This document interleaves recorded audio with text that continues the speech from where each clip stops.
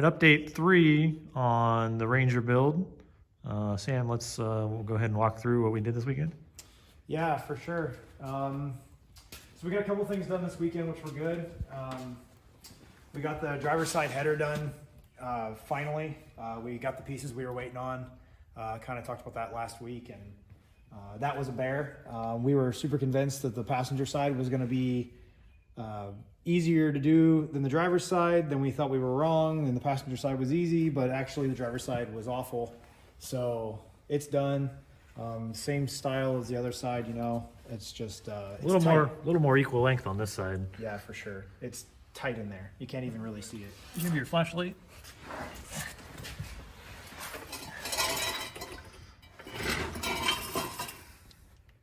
So you can see where they come down from the come down into the first pair of collectors right there, and then Y into here. And then we're planning on shooting straight back down both sides of the trans, and then come over to the passenger side into a single 3-inch, and then that's our next plan. And we're gonna try to snake it around the frame and get it to dump out the side of the glass. So that should be pretty exciting. Just got to get a muffler for it, and we can proceed with that a little bit. Maybe some 3-inch pipe, but it's good to be close. And then there's a buttload of welding to do on both headers. So trying to get a little TIG machine update to start doing that, and we'll get after it. Working on building a water-cooled setup for the TIG so that I don't have to stop and let my air-cooled torch cool down every 15 minutes when I'm welding. So. Second major update this week, we went basically from no dash to full interior aluminum dash. It's basically a 1-inch steel cage frame, completely removable from the truck. And then take it apart? Yeah, go ahead and pop that middle panel out. Yeah, so this middle panel is actually what's going to carry our shifter and our e-brake, but you kind of see the framework there, and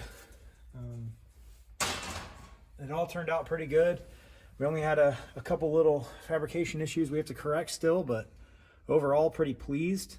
So we're planning on shifter being here closest to the driver's side.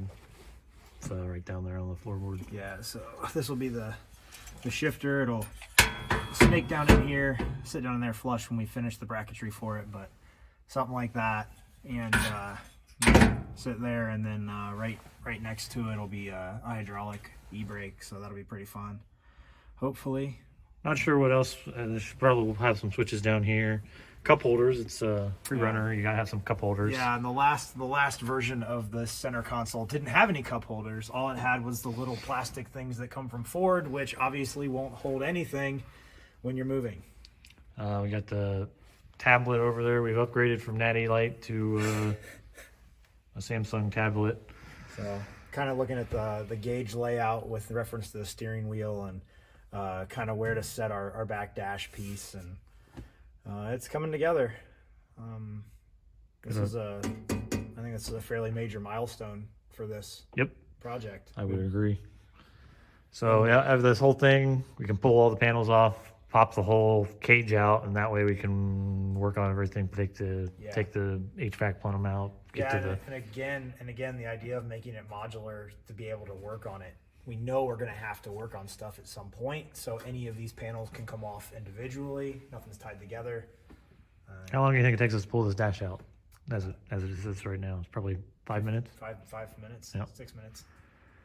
So a lot better than the factory dash. Yeah, for sure. Cool.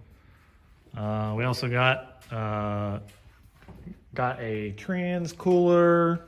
Nothing really worked on that yet, but up to future to come. So trans cooler, that's probably about where it'll be. We have the tire rack that goes on the back here.